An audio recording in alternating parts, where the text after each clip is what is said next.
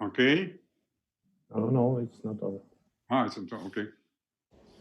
Уважаемые коллеги, дорогие друзья, разрешите от имени факультета глобальных процессов Московского университета, всех организаторов нашего общего дела, 6-го Международного научного конгресса «Глобалистика-2020» от всей души искренне поприветствовать, пожелать успехов в работе и, конечно, как положено сейчас, крепкого здоровья. Проведение конгрессов «Глобалистика» – это одна из, конечно же, важнейших инициатив нашего факультета, инициатив Московского университета последних лет. Самое важное, что эта инициатива была поддержана фактически всем глобальным научно-образовательным сообществом. Этому проекту уже более 10 лет. Дело в том, что первый конгресс прошел еще в 2009 году, и он стал действительно очень важной научной площадкой для обсуждения таких перспективных научных междисциплинарных направлений в области, в первую очередь, глобальных исследований, учеными фактически всего мира. И было очень приятно, что, начиная с первого конгресса, и вот уже 6-й конгресс мы проводим, площадки нашего научного мероприятия собрали фактически 10-15 тысяч ученых из более чем 50 стран мира, фактически со всех континентов, кроме Антарктиды. А среди гостей, основных спикеров конгресса стали, без сомнений, всемирно известные ученые, выдающиеся специалисты, которые сделали себе не только яркое, всем известное имя, но и внесли существенный вклад в развитие научных исследований, внесли существенный вклад в решение глобальных проблем.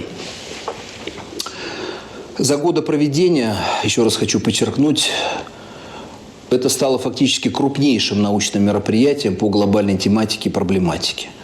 А тематика, которая была вынесена на площадке Конгресса, она без сомнения реагировала, очень чутко реагировала на актуализированную глобальную повестку дня в области глобального развития международных отношений.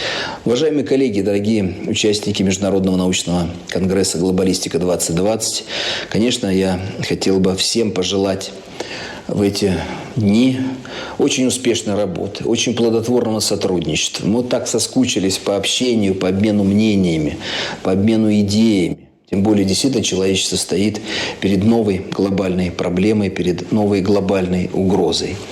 Я бы хотел от всей души пожелать не только успехов, но и крепкого здоровья.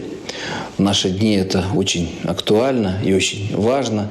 Но самое главное – это сохранять и здравый смысл, бодрое настроение, оптимистический взгляд в будущее, несмотря на иногда мрачные прогнозы. И до скорой встречи, дорогие мои, уважаемые, любимые участники, организаторы нашего общего дела, которое объединило нас, сплотило нас. И вот этот проект, Конгресс «Глобалистика», стал очень знаковым, важным. Не только в научно-образовательном сообществе, но и в жизни каждого из нас. Желаю вам от всей души хорошего настроения, бодрого самочувствия и новых интеллектуальных побед. Спасибо за внимание. Okay, good. Well, nice. Thank you for this nice introduction. So I want to start with very brief apology to my friends historians, because originally idea and panel was falsification and politicization of history, and this was we tried to invite as many historians as possible. But then when I looked at the title of this Congress, it also has like subtitle, Future of Humankind. And this changed a little bit the subject. Not, of course, it still stays the same, of course, globalization, falsification of history, etc. But we have to also, we can't escape talk about the future. History is always like about past. So for you, it will be like additional kind of some exercise and maybe, difficulty to move just from, not from history, also to discuss some future problems and see how we can all work together and live together in peace. So today, a very timely message came from Lech Walesa, which I think it's very good that he said it today. He said that even, the relation between Poland and Russia is full with falsifications of history. Each side is accusing each other of many horrible things. So no one else but Lech Walesa, who is Nobel Peace Laureate and of course former president of Poland, he suggested that we sit down, Russians and Poles, and talk and see how we can resolve our past problems maybe, and then think about the future. So this is what we are here today. We have Americans and Russians. There are many problems between two countries. So we try to discuss how we can talk not only about bad things which happened in the past, but some good things as well, and see how we can live together in the future. So this some kind of a short introduction explaining why we changed a little bit the subject of this discussion. I want to start with my good friend Herbert Reginbogin, because he is the one, probably all of you received like introduction, like summary, and he is the one who actually drafted it. I made only small like changes. So maybe Herbert, let's start with you. We will have like 2 rounds. Each first round, we talk about maybe history, some things what happened in the past, and then second round, let's look in the future. What can we do to simply preserve this civilization and humankind, as is the title of this Congress. Herbert, please go ahead. Well, thank you, Ed, and thank you everyone for participating this morning and respectively this afternoon. The premise that history is about the past is not really the outlook of history in terms of tackling questions in the present. To look how the lessons of history can help for the future. It's a continuum of time. And the historian has a very special responsibility and role to play as the gatekeeper in terms of differentiating what is instrumentalized in history for political purposes and to contextualize the discussion of interpretations, which is actually the academic goal. As new questions by every generation are asked and new documents are found or reinterpreted in terms of the context of other documents. Here is how can this history that is been distorted in the annals of contemporary world events. In my world of World War II as an historian, I have always come on those 2 factors of Katrine and of Hitler-Stalin Pact, or what is called the Ribbentrop-Molotov. Those are 2 examples. And the role of neutrality is another issue that has become contemporary in the 1990s. Again, all of these type of histories are a part of how we maintain a balance, an understanding of each other's narrative, where the national psychic is enshrined in those narratives. They can help us understand, or they can give us the distortion that we don't understand.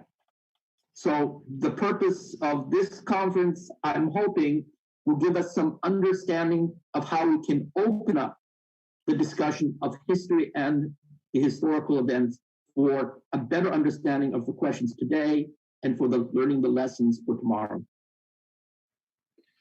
Thank you, Herb. Okay, now let's switch from historian to diplomat, who actually was involved in formulating not U.S. foreign policy at the State Department and then later in the U.S. Senate.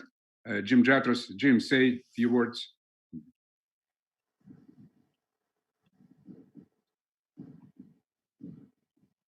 Jim, can you hear me? Sorry, I had my microphone off. Okay. I really thank you, Ed. I really appreciate what Herb said regarding how the past and the present and the future all relate to one another. Almost everything we say right now is got this backdrop of this whole virus thing, and as we know, strikes at people with comorbidities like diabetes and so forth. But I think it's apparent that not only the virus but the response to the virus are impacting a lot of existing social, political, and economic comorbidities in a lot of countries, including in the United States. And this relates also to our approach to the world. I think there's some people have been saying for a long time that unipolarity and American hegemony and all of this is a dangerous thing, and that maybe we're now reaching the limits of our ability to project power, and this will hasten the withdrawal of American hegemony and the idea of a unipolar world. Unfortunately, I don't see that happening voluntarily. To the extent to which our, you might say, corrupt ruling nomenclatura is faced with the same kind of dilemma that the Soviet leadership was faced in the late 1980s and 1991, I don't see either the wisdom or even the ability of these people to say, you're right, we need to pull back. Quite to the contrary, it seems that they're doubling down, not only in trying to stage provocations with Iran and Venezuela, but for example, we've suffered more than 3 years of Russia was responsible for everything. Now we're going into a China hysteria. I'm concerned that, and this I think does relate to the falsification of history, that when you have that kind of mindset that the only possible way forward is domination, and the moral grounding is lacking to actually assess things in a neutral or fair-minded way, but rather information is simply another weapon. The only reality is kto, us and them, and how do you use information and even the falsification of history as a weapon to gain an advantage over the other side. I think things do not bode well. So I appreciate that we need to find some positive way forward in addressing questions both contemporary and historical if we're to have much hope for the future. But I would say, looking at the American leadership broadly, I don't mean just the Trump administration, I mean everything, Congress, the think tanks, the media, that the indications are not promising. And that's why I think constructive work from a group like this is all the more valuable. Thank you, Jim. Well, let's give maybe now word to a Russian colleague, Professor Yuri Rogolev. Maybe my American colleagues don't know, but there's a Benjamin Franklin Roosevelt Fund at Moscow State University, and Yuri is the head of this fund. Can you imagine? Moscow State University has a foundation with the name Franklin Delano Roosevelt. So, Yuri, please go ahead. Yes, thank you very much for such an introduction. I will speak as a historian and as a scientist, as a scholar, and my remarks will concern the role of history, because our discussion is concentrated on the issues of falsification and politicization of history. And as a historian, I must say that this is a relatively new thing in our world.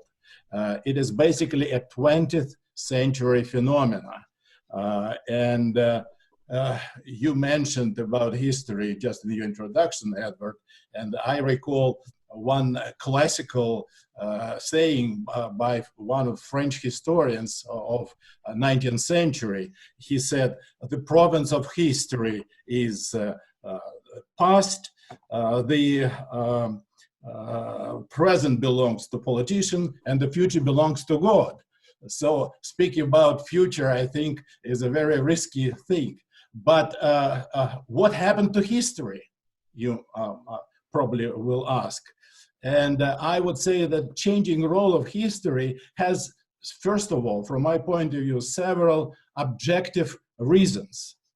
One of which we just hardly can something to do with. One of the subjective reasons is the close connection of history and teaching. The spread of public education, first of all to public schools and now even to universities, led to a mass production of history. In history, I mean a mass production of textbooks. And that is why multiple interpretations of history by teachers, by professors. And this is one aspect which we have something to deal with. And these interpretations not necessarily had been based on scientific basis in all of the cases. The second objective reason, the emergence of new means of communication. Cinema industry first, then radio, television, and finally internet and social networks, which made history a part of a broader social and political life on one hand. On the other hand, it gave politicians a very powerful instrument, the very powerful instrument to reach their goals and to manipulate public opinion. The beginning of this process we see in the 30s and 40s. Usually it had been connected to hard times. Let's say if you look at American history in the 30s, the Great Depression, you will see that practically in every speech in his fireside chats, Franklin Delano Roosevelt used history, practically in every speech. And he wanted to connect history and present and to justify what he had been doing in his policy.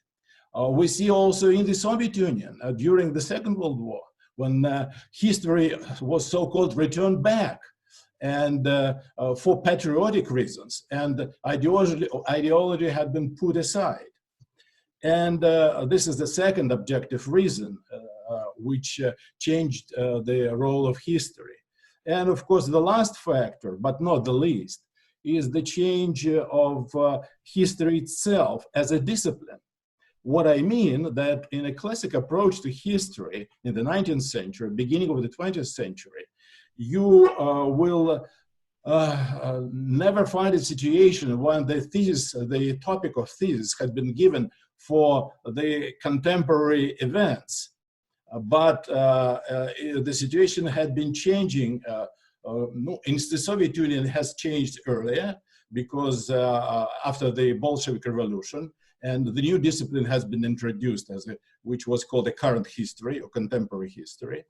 And our chair at Moscow University still has the name, the title of Chair of Modern and Contemporary History. And in the West, a little bit later in the 70s, we saw that before the 70s, you can hardly find the thesis topics which would touch the past before the First World War. But after 1970s, it became a regular thing. And of course, what this has meant to a profession, this is a very, very serious thing because in fact, it is the present that has essentially become the province of history. And it is the present that has even extended its method to interpretation of the distant past.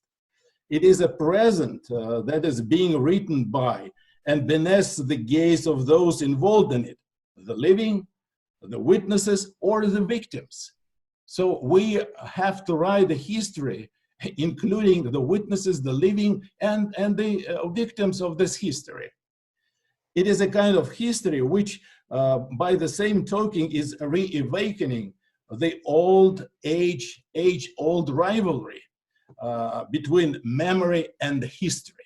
Historians always protested, always struggled against memory in favor of scholarly research history.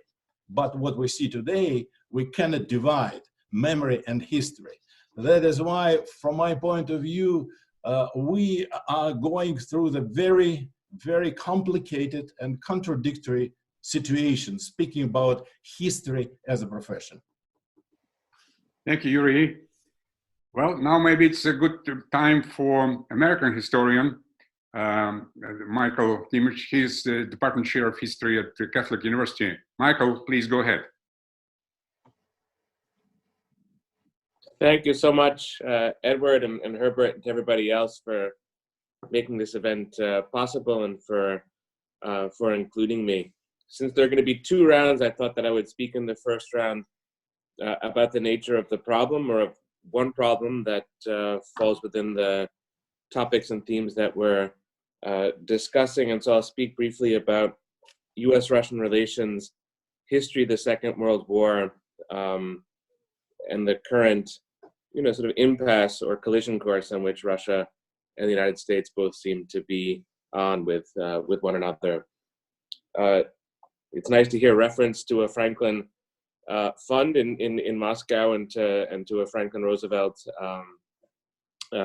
institute, and it speaks directly to the comments that I'm about to make, because an irony of US-Russian relations is that both the US and the Soviet Union were allies, of course, in the Second World War, and allies who depended a great deal on one another, but nevertheless have very, very different memories of this event for somewhat obvious reasons, that the war played out very differently in the Soviet Union as it did in the United States.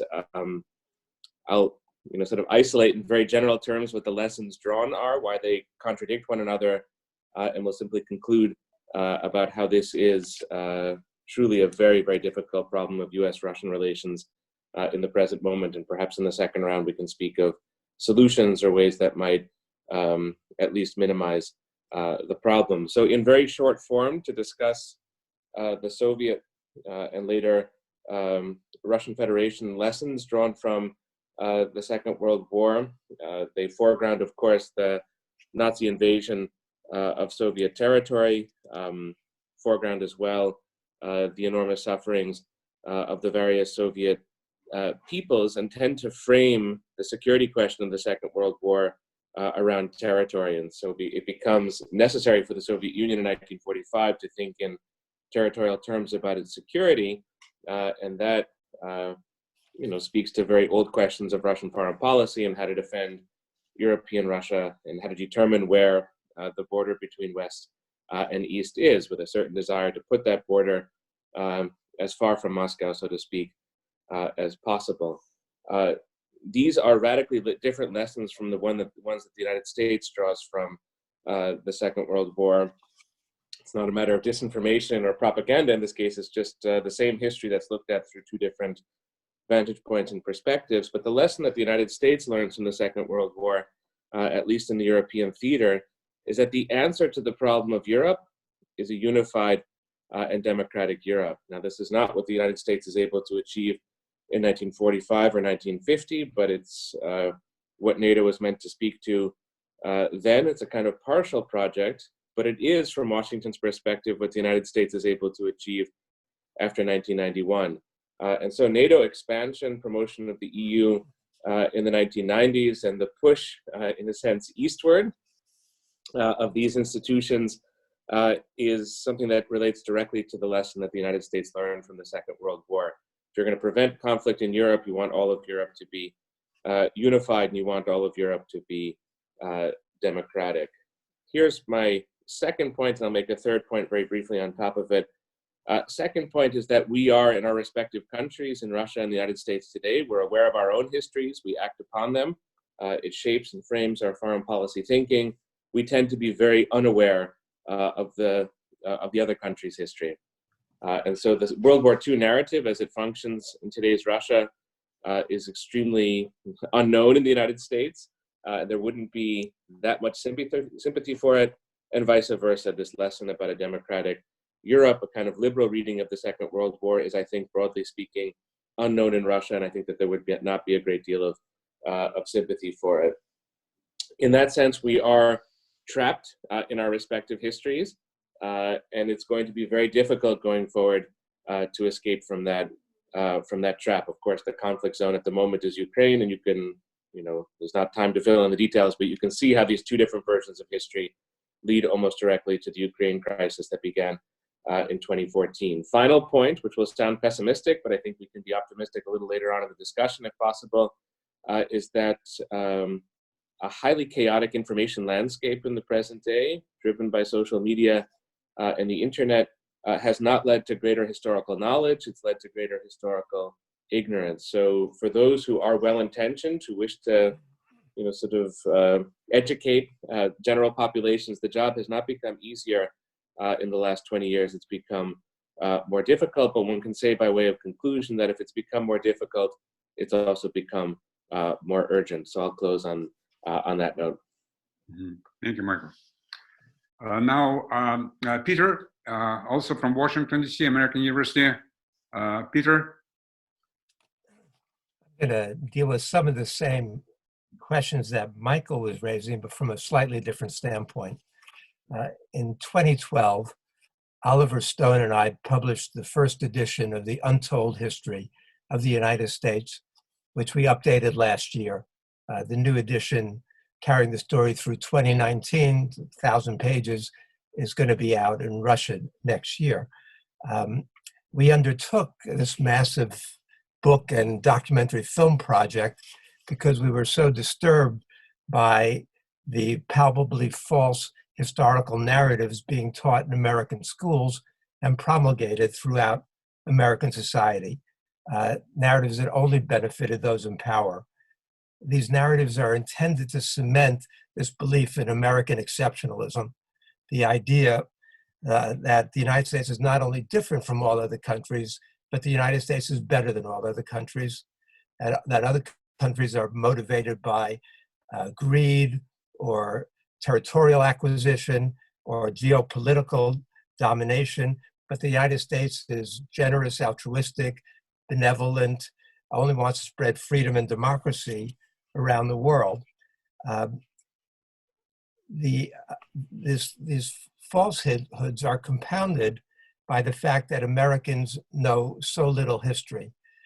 In the 2007, in the national report card that was issued in the United States, American high school seniors came in lowest, not in their understanding of math and science, which American high school students are notoriously poor in, but in their understanding of US history. Only 12% of high school seniors were judged to be proficient in US history. Proficient.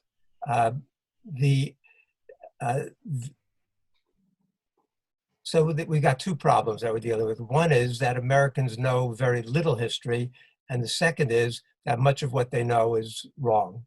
As Premier Zhou Enlai once observed, one of the delightful things about Americans is that they have absolutely no historical memory. Philosopher George Santayana explained, "A country without memory is a country of madmen."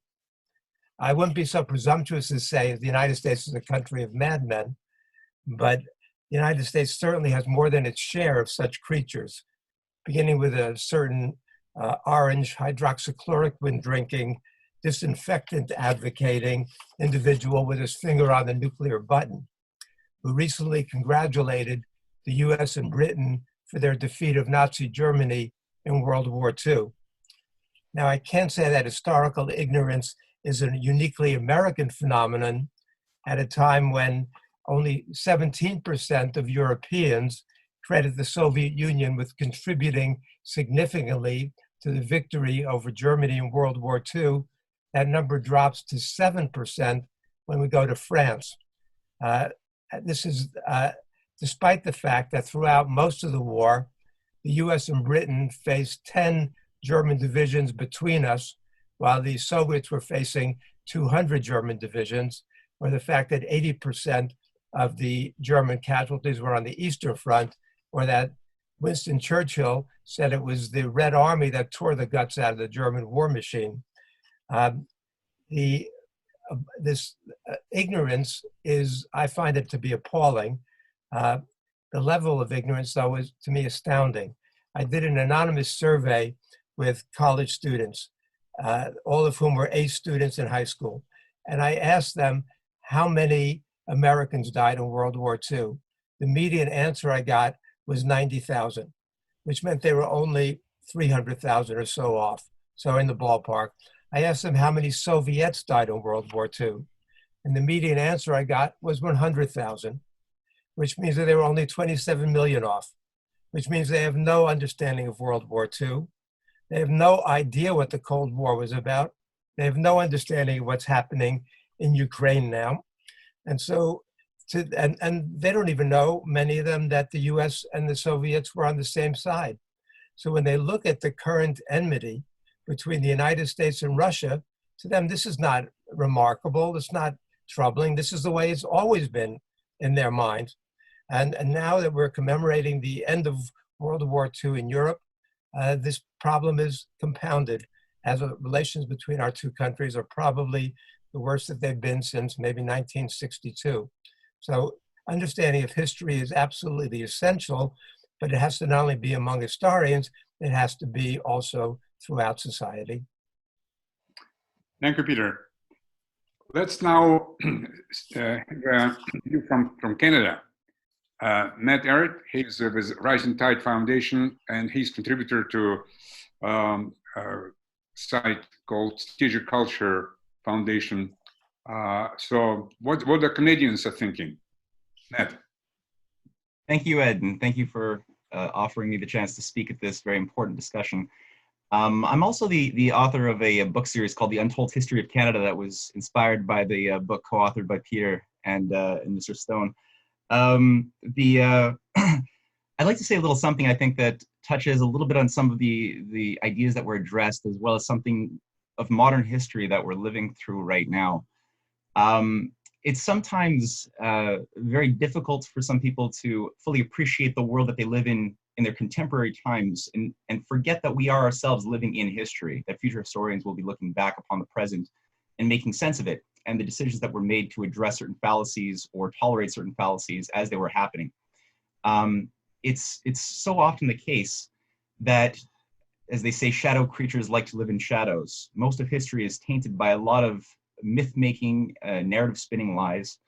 And I think that when you look at a lot of the fallacies that have gone unchecked, that resulted in untold destruction to human lives historically, it's very rare that we should have light shining on the shadow creatures. For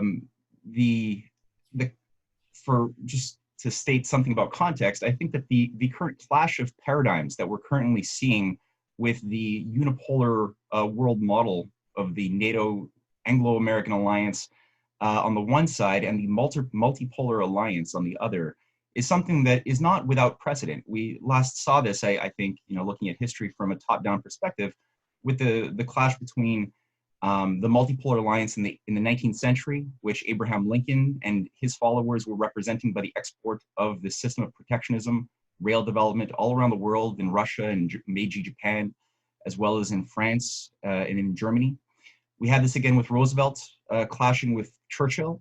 Roosevelt, who, along with his allies like Henry Wallace Hopkins, saw a post-war world defined by US-Russian friendship, Chinese friendship, and development around the respective sovereign nation states. Churchill obviously represented the opposing view. And then we didn't really see a lot of that. The multipolar view was never permitted to fully blossom. The shadow creatures won, as they say, or took control of many of the functions of the Western establishment. In today's world, I'd like to just say a little something about Russiagate and the incredible collapse of Russiagate, just to get across that this is an unfinished story. But just in the recent weeks, we've had thousands of pages of testimony that were finally made public that were being withheld by Adam Schiff for over almost 2 years, featuring 54 people, many of them 36 or so high-level officials within the Obama State Department, within the Obama White House, and in the intelligence establishment, who had given testimony in Congress, in the Senate Intelligence Committee hearings, saying that they both knew that the basis of Russiagate was a fraud. And Russiagate, as everyone knows, was the narrative that was cooked up by creative writers attempting to rewrite history, saying that the US elections of 2016 were not legitimate because Putin and his nefarious web of collaborators put their stooge Trump into power. They hacked the DNC and the Hillary campaign emails. They released it to their stooge Russian tool, Julian Assange, via WikiLeaks. And there's been a real attempt to just undo the elections and to reinstate a certain view of the way the world should be, that certain forces, with all of Trump's problems, and I'm not saying he doesn't have them, there are the undeniable fact is that there are many powerful players within this game who see their utopian view of the way that the world should be threatened by the existence of Trump and the existence of a nationalist impulse in America that has restated again and again a need to have a positive alliance with Russia and China, in spite of, I would say, certain foolish things that have come out of the White House in recent days regarding World War II. But we have these testimonies have revealed that there was a complete blatant lying where they were saying one thing about knowing that this was all a lie, that the DNC servers were not hacked in testimony, but then in public were stating to the press that there was just cause to believe that Putin and the Russians did collude with Trump and hack the servers. This has resulted in the exoneration so far, or the fight to exonerate Flynn, to have his case dropped by Barr. And it's demonstrated the complete collusion and corruption of the FBI and the CIA in working with Perkins Coie, the attorney, the law firm that paid Christopher Steele, as well as Fusion GPS, for the work in cooking up the dodgy dossier. This has brought in some incredible players into the focus that, I mean, we're not just dealing with Steele, who was a former high-level MI6 operative who was in charge of recruiting Russian oligarchs and using them after the collapse of the Soviet Union, but we're dealing also somebody who is involved with advising Victoria Nuland during the Ukraine overthrow. This is somebody who has had very high-level connections to officials within the Five Eyes, within the intelligence establishment, and also with Richard Dearlove. And this is the same Richard Dearlove, the former head of MI6, who gave us things like the Yellow Cake report, proving that on completely fallacious grounds that Iraq had achieved weapons of mass destruction by purchasing Yellow Cake from Nigeria. So what we're seeing is, again, the light is beginning to shine. We don't know what the conclusion is going to be, but there's very few opportunities in history for this to happen before a war, a major world war, could unfold, that you can't put that genie back in the bottle. So I would say that the key thing here is that we have a lot of injustice that was imposed upon people like Roger Stone, Manafort, Papadopoulos. Papadopoulos, who's written a book also exposing the fact, going through his own experience, that British intelligence played a major leading role. It wasn't a follower of US intelligence, but it was a leading role in this whole operation. And I think that lesson for history should be here, that looking at the broader sweep, the top-down oneness of the continuum of history and the American, Russian, British dynamic, which is, I think, vital from 1776 to the present, is that for the most part, the theme has been US-Russian friendship, and the real enemy has historically been Britain and British intelligence, not Russia, as the force which has attempted to manipulate US elections and US policy. Okay, thank you, Matt. So this is view from Canada. Okay, I think we have Oleg, who is also a professor at the Department of Global Studies, Moscow State. And he can finish with first round, and then we can go to the second round, and then we have debate among ourselves, and maybe some questions from the audience. Oleg, are you here? Yes. Thank you. I totally agree with Matthew, and I want to say that the falsification of history is a kind of hybrid war nowadays. And as I think that first, let the myth creators write the stories, but that need to be separated from the science of history. Because history has been falsified in recent times, and I'm very circumspect with regards to this phenomenon. After all, there are malicious distortions, for example, of the result of the Second World War, the post-war situation in Europe, and other. But we should understand that such phenomena should be counteracted based on a system of facts and an academic evidentiary foundation. There is no other way. We simply must build a clear system of evidentiary concept supported by historical facts and promote them in a society and the world through mass media, use science and other kind of forums. For example, the experience of the Germans in assessing the role of Germany in the Second World War invaluable. In recent years, in German academic works have been published on the history of the war and evaluation the role in it of Germany, Soviet Union, United States, England, and France. These works are largely well referenced and grounded on a solid documentation, but there are among them, of course, works that attempt to whitewash Nazism. The entire history of Soviet Union was full of manipulation. This is one of the problem, because in former Soviet countries, for example, several redactions of various textbooks on national history has been published. However, even the historians cannot always reach agreement on some particular events. Imagine how difficult it's to reach an agreement with groups of academics from various countries who working on the history of the Second World War, for example. And when each group has various interest groups of their own country's elite who watching over their shoulders. But that is point of good scientific relations and reconciliation. We need to reach agreement through an academic and evidentiary foundation on facts, I think. Thank you. Okay, thank you, Oleg.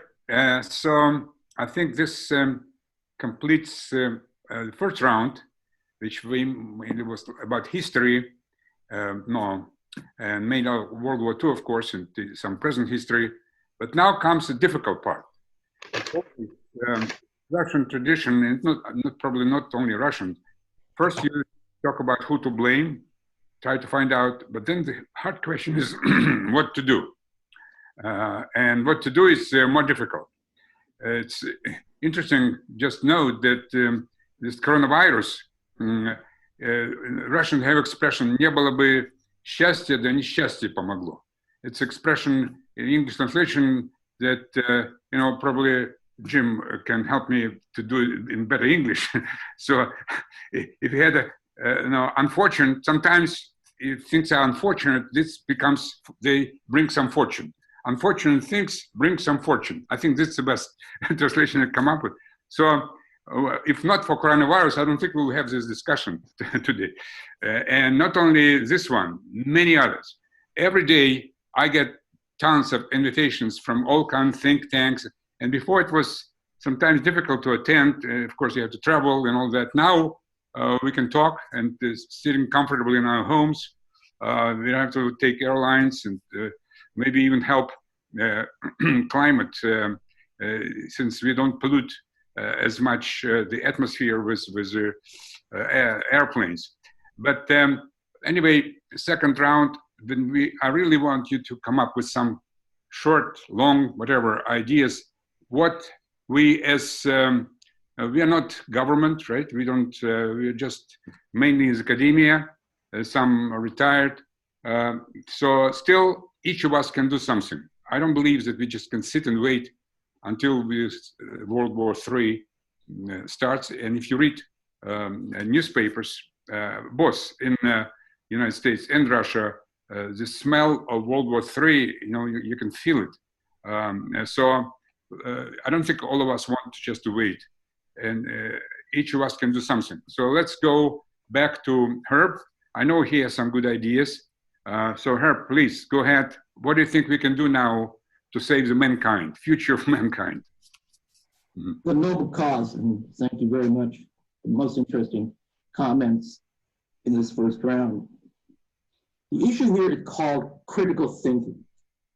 And it goes across the entire scope of education. And practically, if you're speaking about the issues of memory and thinking, then it's also about how you approach the subject in terms of your core values. And this is actually what is lacking in academia, is the transparency of how the humanities, in terms of its values, are imbued with the interests, which is reflected through realpolitik or economics or other types of socializing entities. The point is that if you have this media of internet, if you have communication as being the advantage of informing, then it is also the responsibility to modulate, to monitor, not to control, but to have this very, very lively discussion through critical thinking. And you have to have certain entities, certain places where people feel they're not getting an echo chamber, but that they are really able to discuss their prejudices or their insights or whatever you would refer to this. And when it comes to the generalization of politics, and the theories, and they are still theories, because the interpretations that are being presented are crimes. And crimes against humanity or crimes in domestic law are brought before courts. And this is the whole avenue of which international relations and international law have their crossroads. Now, you will not find the truth through the court, but you will find an attempt to seek justice. And that's an important part of history. For history is not about a collection of facts and ideas. It has core values. What is our entire view, our philosophical shared view of the world, United States and Russia? Where is our core values? Where are we going with our critical thinking? So are we in a narrative of where we interpret single episodes, ideas, events? Or do we learn from those lessons through critical thinking and education and having educators come back for training? All of this is part of the public education process in America. At least it should be. And the same in Europe. It's a matter of how you begin to deal with the issue of communication, history, memory, based upon the idea that you are looking at how people are spinning the concepts of the 19th century into the 21st century. So just give you one example, and I'll conclude there.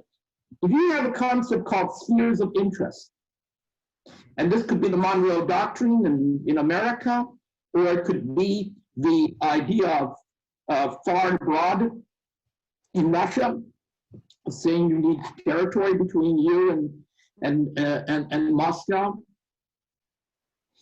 Spheres of interest was replaced, at least until the last administration, the idea of international law, the respect for sovereignty, the respect for all of these other issues. And they've been diluted in various ways through humanitarian intervention, etc. But the concepts that we use today for the 21st century should not become the relics of what we are trying to leave, because that's where we had these world wars.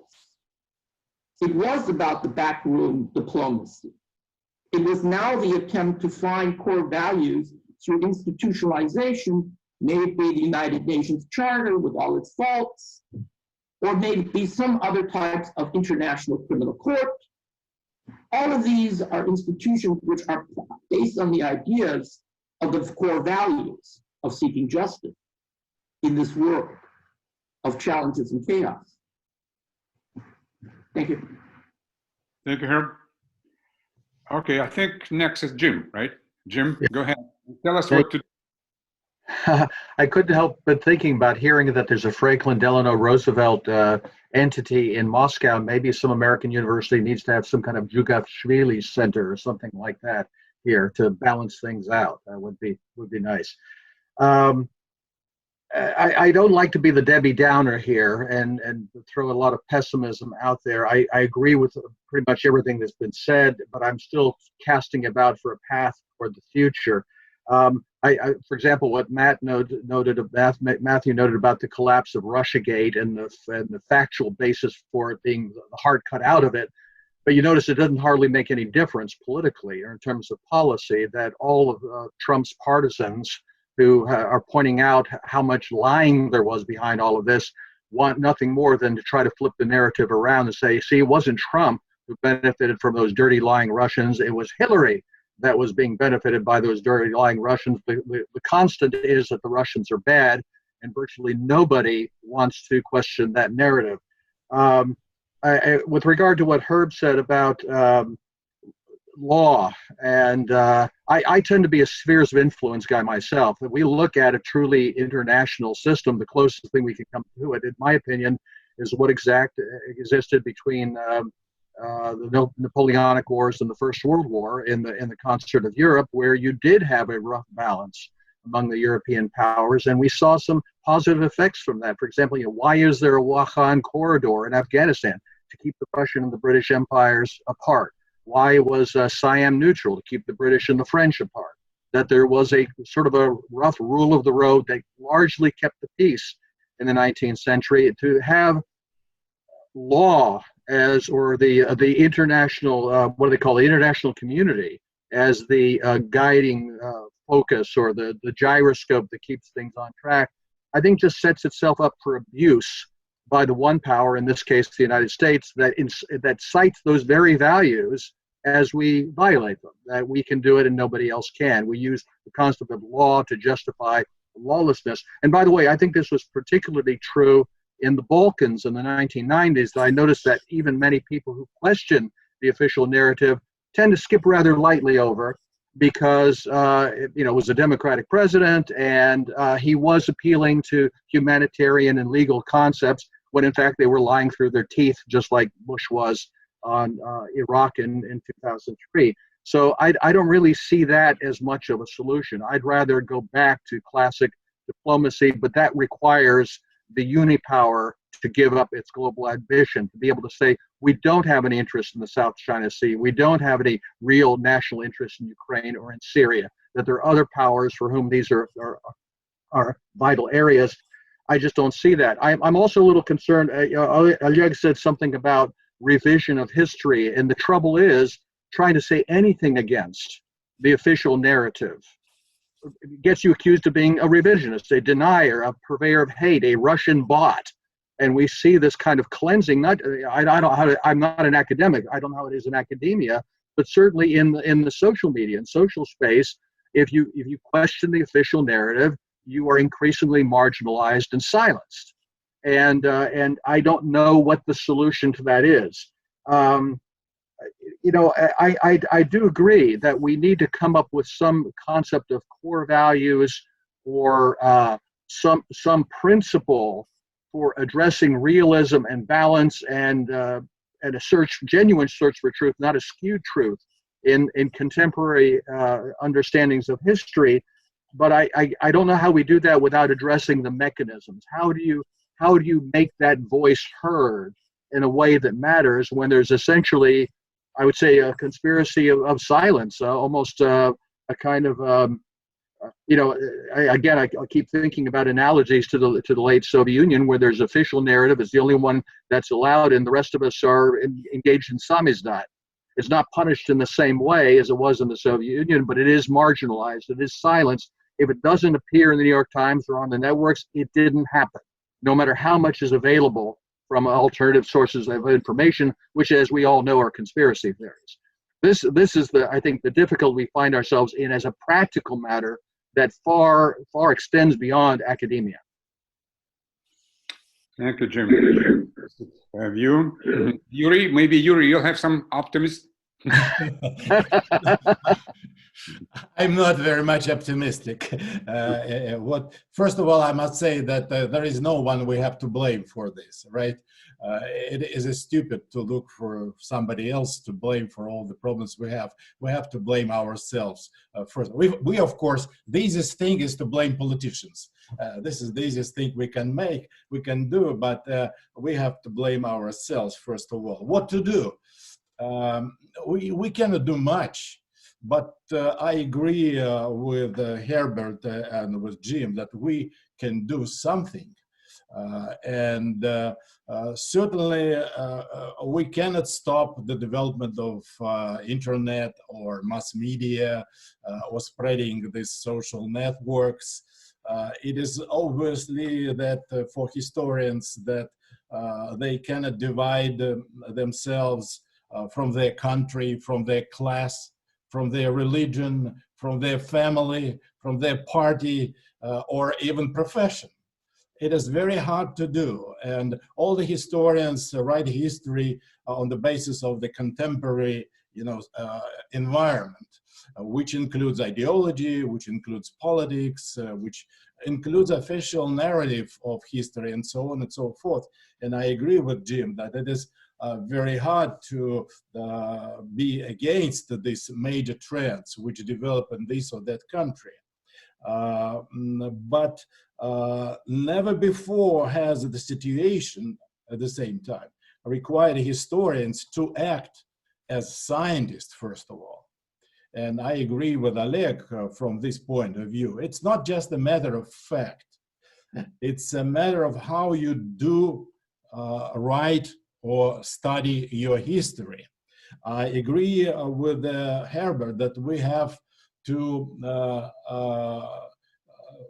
help our students and those we teach to work out a critical approach to many events in the history, to the history itself, to many works they study, and many sources, including historical sources they study. This is a very important factor. In a way, I think historians in the present situation has to act more as scientists. What does it mean to act as a scientist? It means to adopt such a critical distance from ourselves, right, as historians, and from our subject we study, in the search for a truth, because the truth is everyone's. The truth belongs to no one.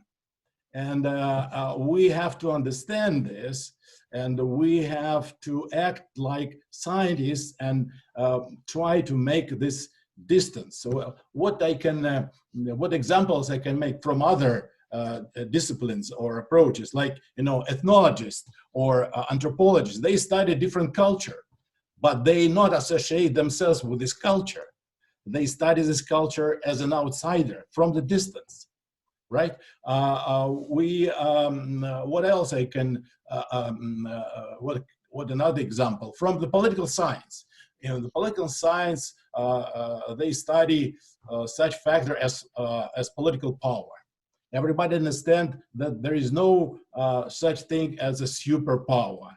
That's why it is more interesting to study the limitations, the constraints of power, which becomes not just more attractive, but brings more results.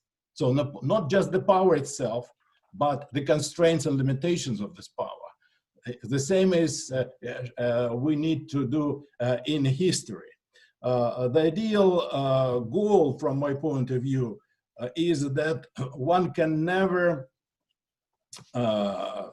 reach this idea of independent and in all sense interpretation of history, but must always strive for. And from this point of view, the awareness of limitations and an analysis of constraints in history should be necessary condition of historical research and the final conclusions. And I must mention also, my foundation has been mentioned, the FDR Foundation at the Moscow State University.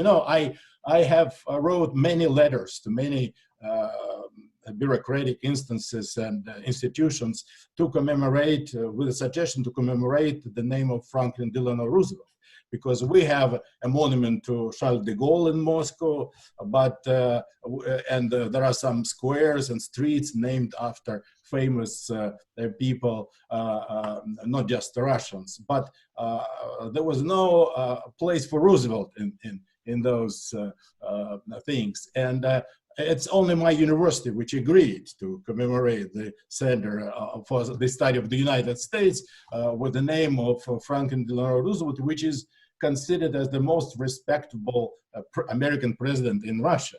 Not just because he reestablished diplomatic relations, but because he was the ally of the Soviet Union during the Second World War.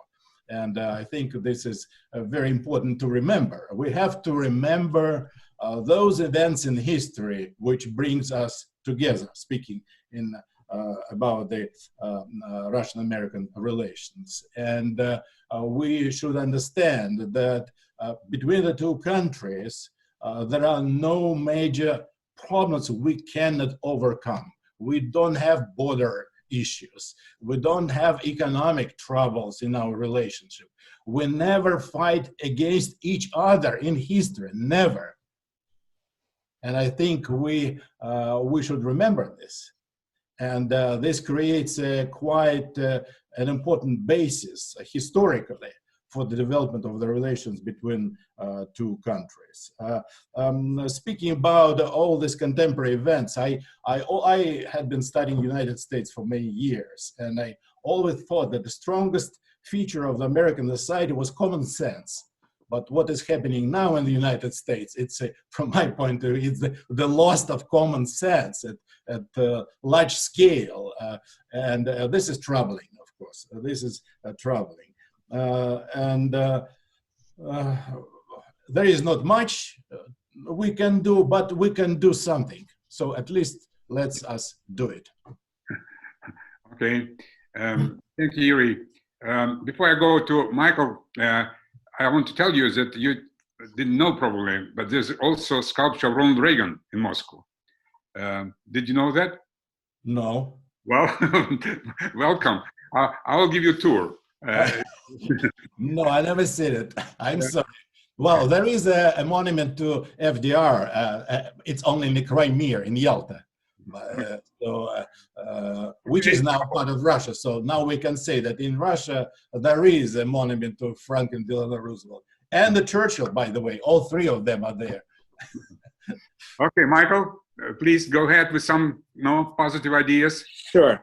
Just wanted to begin by saying for the record that I worked in the State Department under the Obama administration, and it bears no resemblance in my experience to what Matthew was describing. Toria Nuland was a colleague of mine. You can agree or disagree with her policy positions, but she's an honorable civil servant, and would just like to state that for the record. But on and on these debates can certainly go.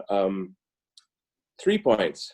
One, that there's no solution to the problem of US-Russian relations that's not going to be diplomatic. So we can make all of the sort of people-to-people progress possible, all of the intellectual progress possible, but the core of the problem is in foreign relations. So I just want to say a few words about that, and then speak about what people like us who are not in government can nevertheless do. I think that there are really divergent interests between Russia and the United States, and there's no way of simply smoothing that out. Even under Trump, there's been no move to accept the annexation of Crimea or invasion of the Donbass, and it's clear that Russian positions in the last 10 or so years, sort of since Putin's speech 2007 to the Munich Security Conference, have hardened toward the United States, and Europe is really the battleground. There's no easy solution to that. It's not the end of the world. It doesn't have to be. There were much tougher collisions of interest during the Cold War, and the Cold War actually offers many examples of how diplomacy can at least prevent the worst case scenarios from happening. So I see no way of removing the interest. Jim, I don't think powerful countries just sort of recede, whether it's a multipolar order or a unipolar order. The US is going to sort of exert itself one way or another. Russia is the same. It's going to exert itself, and there's going to be lots of collisions in the future in Europe. I think the Middle East, it's much more possible to perhaps work out some kind of cooperative framework between the United States and Russia.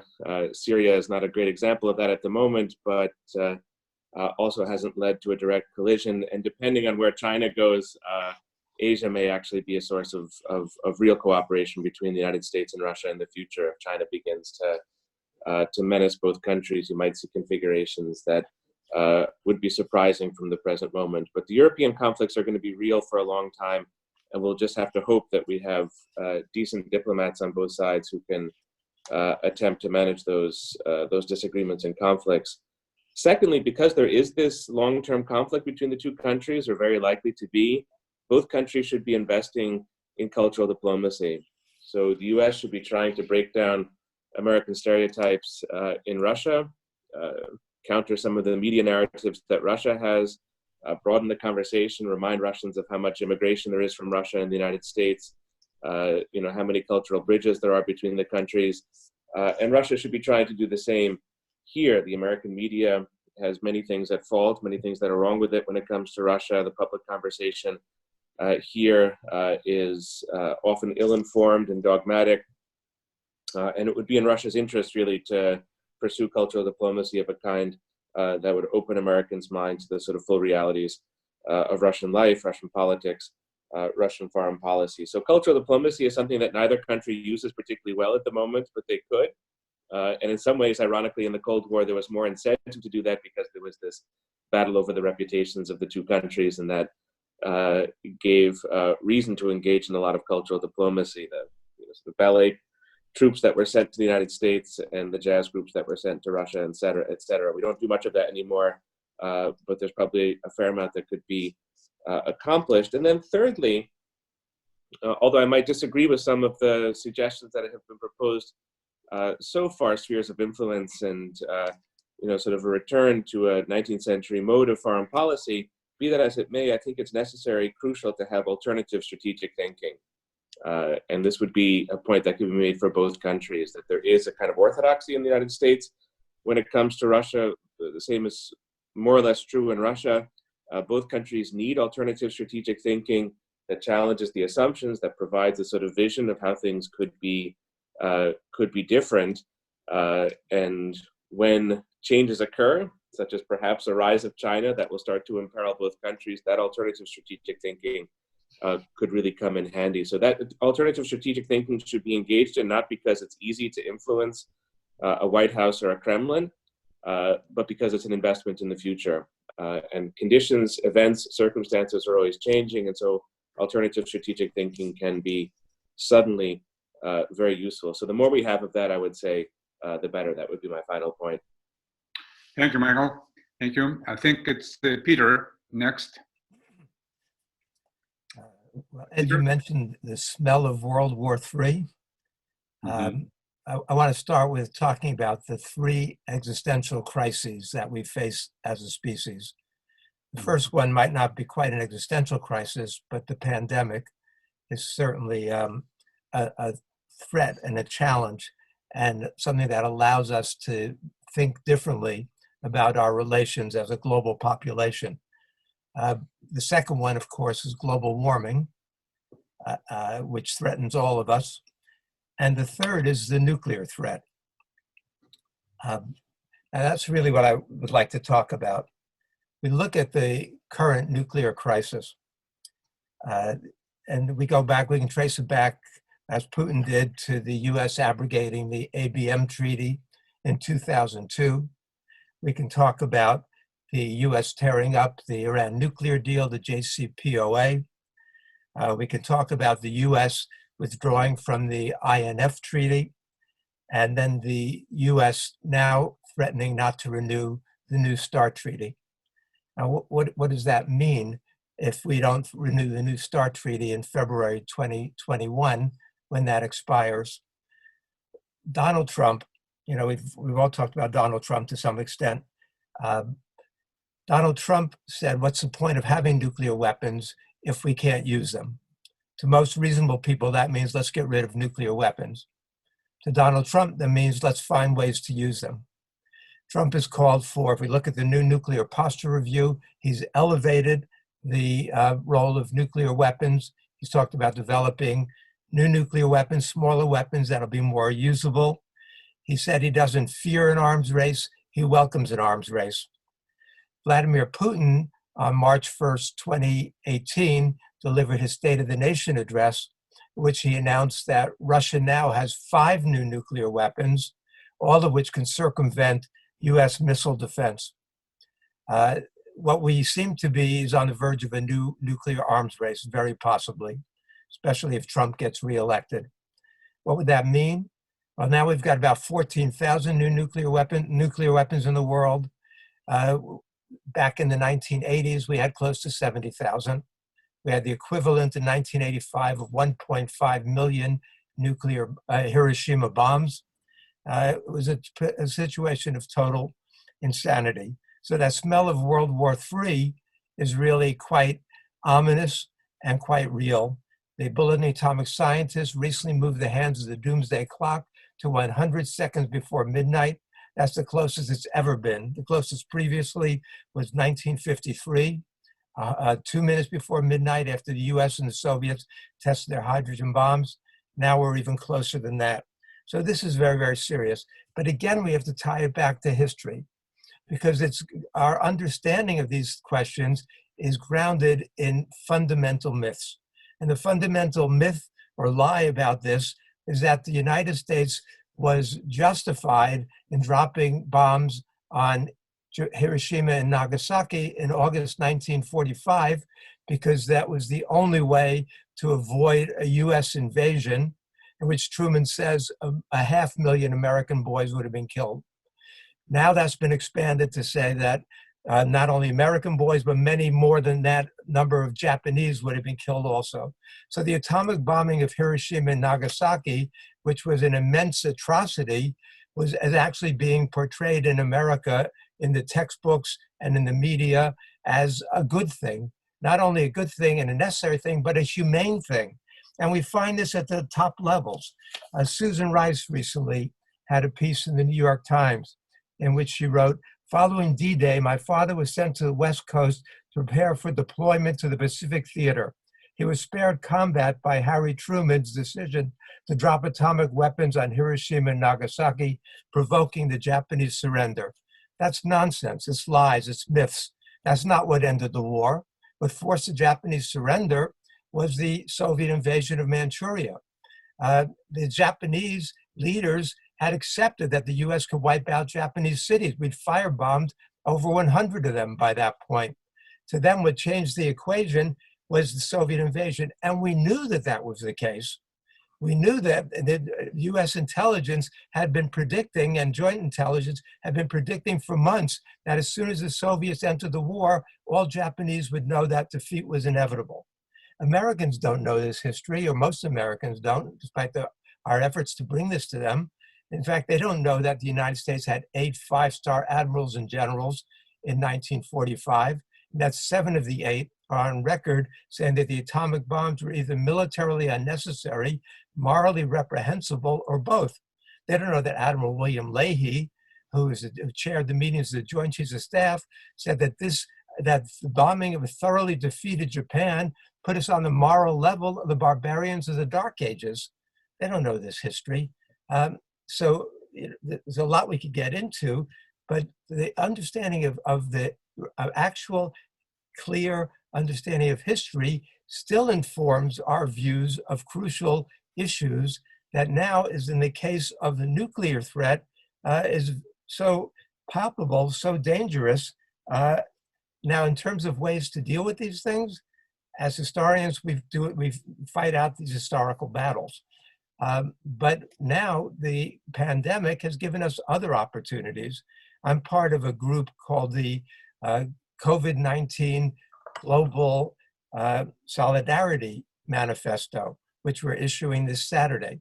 What we're doing is looking at this crisis, but putting it in a different context, seeing the opportunity. Yeah, this is a terrible threat, but it also raises possibilities to educate people and globally in terms of ways that we can be reorganizing this world, looking at the ravages of neoliberal economic policy, what effect that's had on health systems around the world, and the ways to use this now to call for changing our priorities. The earlier conception of national security and the ideas that we had during the Cold War and even up to fairly recently of these kinds of global competitions really don't make a lot of sense in a world which we're facing as a common enemy, these kind of global existential threats, whether it's the pandemics, it's global warming, it's nuclear threats. We can only solve these by thinking globally, not make America great again, make Russia great again, make China great again, make India great again, but how do we start to view the world as a global community and act from that basis? Thank you, Peter. Thank you. Now, Matt from Canada, you still with us? Yes, absolutely. Okay, we need some positive stuff. I'll see if I can oblige. Well, I wanted to just touch on a couple of the ideas that were brought up in the course of the discussion so far, especially on the issue of science as history, or the need for historians to think scientifically. And I couldn't agree more with that, but with a caveat. I pulled up a quote that I love by Max Planck towards the end of his life in the Philosophy of Physics in 1935, where he writes about the philosophy of physics. And I just wanted to read this, and then one short quote by Paul Robeson. Planck, he made the point that science cannot solve the ultimate mystery of nature.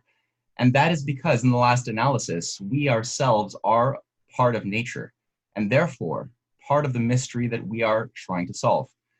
Music and art are to an extent also attempts to solve, or at least to express that mystery. But to my mind, the more we progress with either, the more we are brought into harmony with all of nature itself.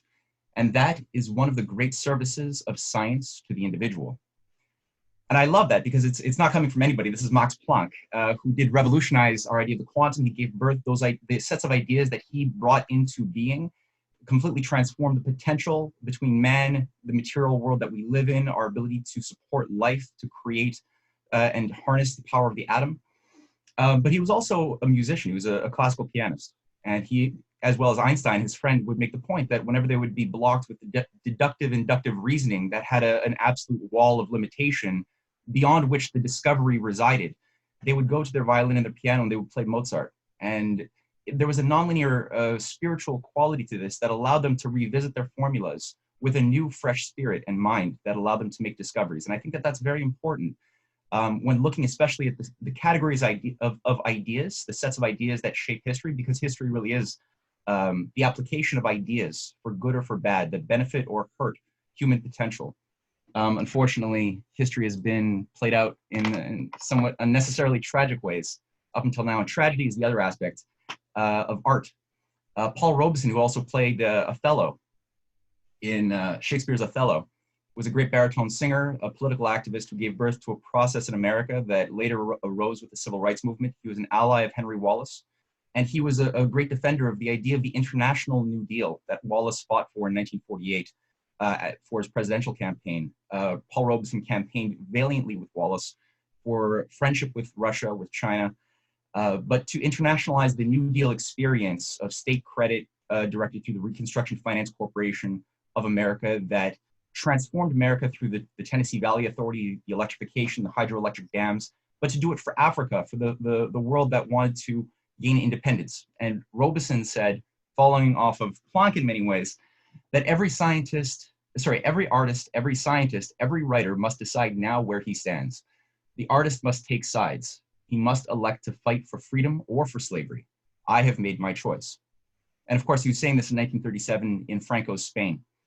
There's a whole story there, but I think the point is that we have to think about creativity. Solution orientation is all about creativity because the solutions are not always within the fixed frame of reference points of the world that we live in, which is why for the last little bit of my offering, I'd like to just say a little something about the two points of, I think, conjunction that could offer a lot of solutions and new reference points currently for solving a lot of the world's problems involve the discussion on space exploration, space collaboration, as well as Arctic development.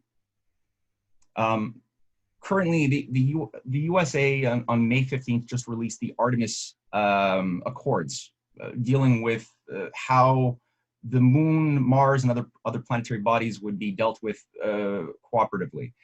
A lot can be said on this, but I think that the following day we had a representative from Roscosmos, Sergei Savelyev, the Director General of Roscosmos for International Cooperation, saying that they were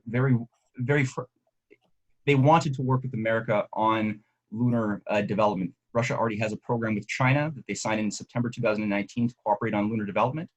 Roscosmos is an active participant in the Lunar Gateway project that's a part of Artemis to revive the sending human beings back to the moon for the first time in over 30 years. There's a broader discussion around asteroid defense and a lot more that's been going on. Donald Trump on April 6th put out his executive order. He's gotten a lot of flack for it, calling for the acceleration of lunar development, Mars development, and asteroid development, which in and of itself is not super interesting. But the fact that only 3 days later, there was the first of 3 calls between President Trump and President Putin, which incorporated not only COVID cooperation, but also space cooperation.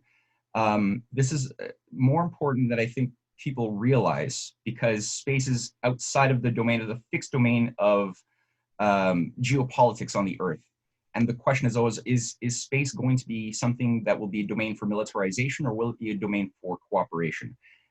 This is one of the domains for cooperation that John F. Kennedy called for on September 20th, 1963, for a US-Russia joint moon mission, which was not accepted based on the fact that 3 weeks later he was dead and a new policy was infused into US policy doctrine. Ronald Reagan made this call in 1983 for US joint collaboration with the Soviet Union around the Strategic Defense Initiative. That was very different from what George Bush Sr. tried to turn it into later on as a unipolar missile shield. That Reagan's idea originally was very different, and that idea was not accepted, which was essentially a way to infuse a new paradigm, a new principle that would escape the closed system of geopolitics by introducing a higher idea of self-interest to turn the destructive weapons from each other onto basically making them irrelevant, using a new platform of lasers, of new technologies to render nuclear weapons obsolete. Rogozin has, the head of Roscosmos, revived that idea in 2011, calling for a strategic defense of Earth policy for US-Russia cooperation on asteroid defense. Bridenstine, the head of NASA, and Rogozin are good friends, and both have discussed very, very seriously a policy to do this. The Polar Silk Road, I'll just say one word on this. The Belt and Road Initiative, the new Silk Road of China, has allied with the Eurasian Economic Union of Russia in 2015. The framework has been extending into the polar regions. 135 nations are already on board with the Belt and Road Initiative, and the basis of banking, the way of thinking of value, long-term credit, it's much more in proximity to the New Deal idea of Franklin Roosevelt than it is to anything America has done in the past 50 years. The fact that now we have trade corridors, shipping, rail, and roads being brought into Putin's Arctic vision extends this potential for the revival of the connection of a 150-year idea of the Bering Strait rail tunnel that was first proposed at the end of the 19th century by collaborators of Abraham Lincoln and Tsar Alexander II and Alexander III. Nicholas II, the Tsar, proposed this in 1906 and brought in a team of American engineers to do a feasibility study on the Bering Strait rail connection. And Henry Wallace and Molotov discussed this in 1942. And Molotov made the point in his discussion with Wallace that they would see this in their lifetime. Of course, again, history unfolded in a different way. So the fact that Putin brought this back to life in 2007, it was restated in 2011 as a policy where Russia was willing to even put in $64 billion of this project, has given, again, a new form of life with the Polar Silk Road, which I think shouldn't be overlooked, as unlikely statistically as one might see it if you're a mathematician. I think that the necessity of these types of ideas are much, much greater than people realize, and will only be more realizable as the crisis continues. So that was my attempt to infuse a bit of optimism. Great. Well, that's very exciting ideas. Actually, some of them were mentioned because we have like what you call annual US-Russia Forum on Capitol Hill, and some of those ideas we kept mentioning, but so far no progress. Maybe now it's the time. I was told just that we have another speaker, a lady from Katerina Borisova. I think she's in charge of international relations, the Department of Global Studies. Katerina, are you with us? I was told you have some good ideas. Yeah, hello. I will be brief. So my idea is simple enough, and it's concerned not Russian-American relations directly, but in our reality, first of all. And maybe it's a little bit theoretical questions. So I would like to say a couple words about role of history in ideology, because it concerns problems of falsification of history, also politizations, and of course of our future. So a couple weeks ago, President of Russian Federation, Vladimir Putin, take an initiative to make patriotism as official part, as a base maybe of Russian ideology. And moreover, such idea was approved as a constitutional amendment this year, and for Russian constitution. And as for me, love of history of your country, it's of my country, it's a big part of patriotism. And my idea is that history is not collection of facts, as Professor Regingbogen already said. It's also cannot be totally positive one, but it should be collection of maybe of values and world experience. And in this case, interpretation of history, of historical facts should be objective. And how to do it is a big, good question. But I think, and here I agree with Professor Rogolov, first step, it's find grants between history and current policy. When history became history and cannot influence on current policy. So question, where is this point when negative episodes of history become experience, but not mistakes, which can influence on current policy? So, and I believe that in 21st century, historians will try to find right decision on this way. So thank you for your attention. And that was, I think, as for me, it is very important also how to teach students in this case, where we start discuss policy and we understand that it's not objective enough, and where we speak about history and we can say that, okay, it was a mistake of our history of the policy of our country, for example, 20 years ago. Mm-hmm. Thank you. Thank you, Katerina. Oleg? Oleg, you still here with us? Yes, I have a short message. I think that we must understand that our countries, scientists from our countries have a great influence to young people in all over the world. For example, I have a lot of students from different countries, from China, South Korea on my classes, and I have a simple question for them. I ask them, can you give me 5 names of your own heroes from war, for example, Second World War? Or can you give me 5 names the person from your fairy tales in China, for example? And nobody know 5 names. But when I ask them, and can you give me 5 names, for example, from Marvel Studios?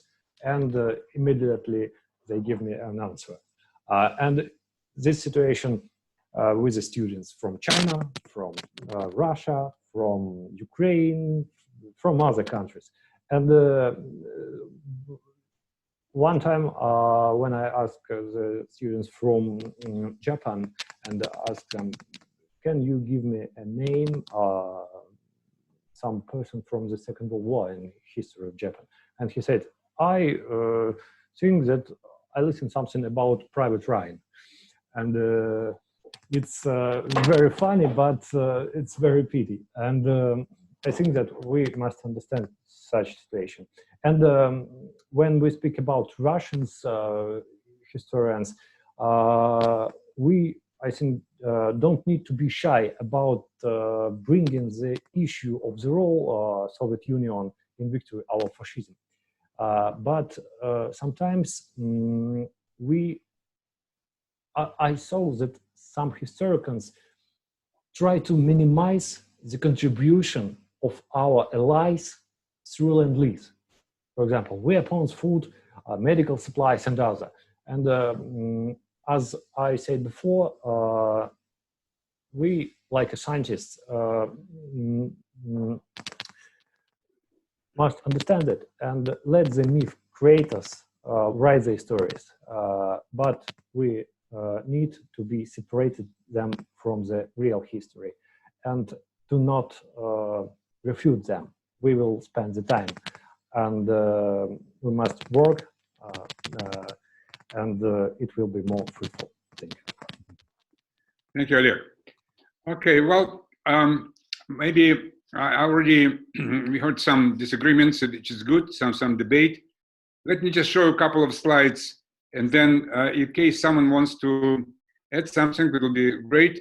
But I want to say that here at this is a slide that actually the author of the slide is U.S. State Department, and this shows where U.S. and Russia can, in which areas they can work together, and so both countries benefit.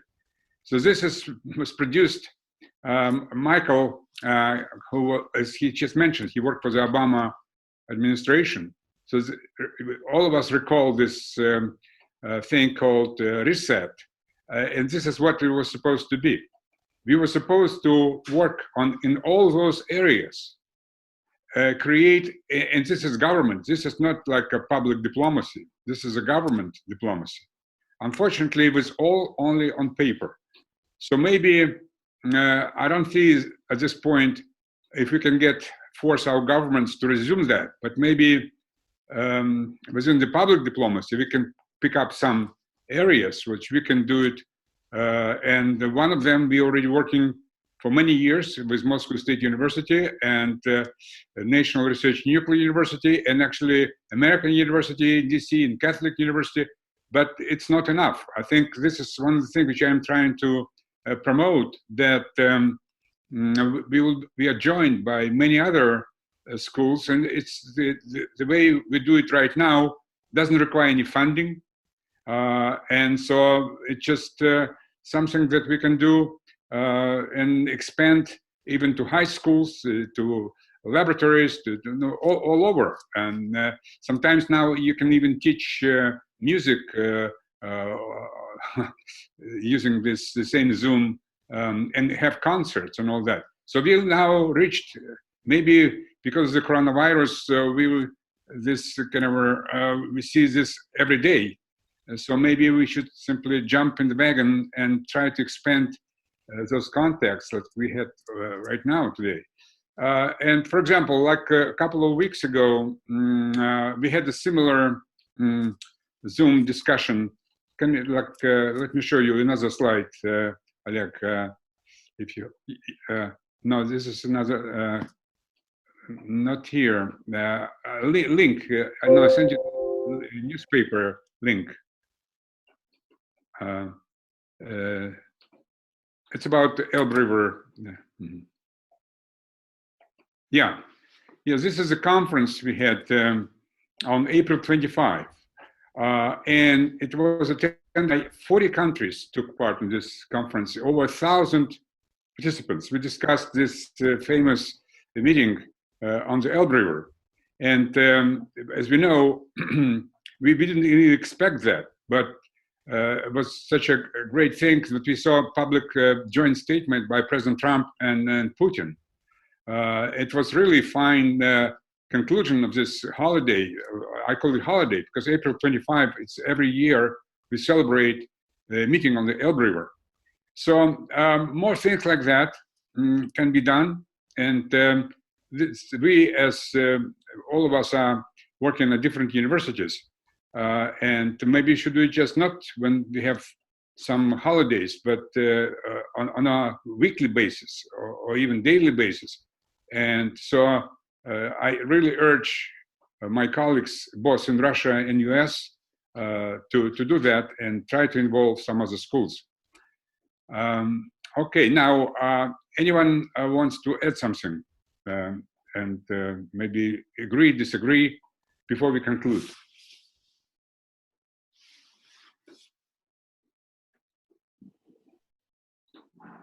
No? Okay, well, in this case, thank you so much. And I think it was a very good discussion. We came up with some good ideas. I understand, Oleg, that you'll be working on proceedings, right, on this? Yes. Yeah. All of those who participants who want to send statement, op-ed, article, then please send it, emails and all that. It will be included in the proceedings. And let's think about some future events, and we'll get together again. Thank you so much, Oleg. Thank you for organizing all this stuff. Thank you. Goodbye. Bye. Thank you, Ed. Thank you. Goodbye. Bye-bye. Bye, everybody. Bye.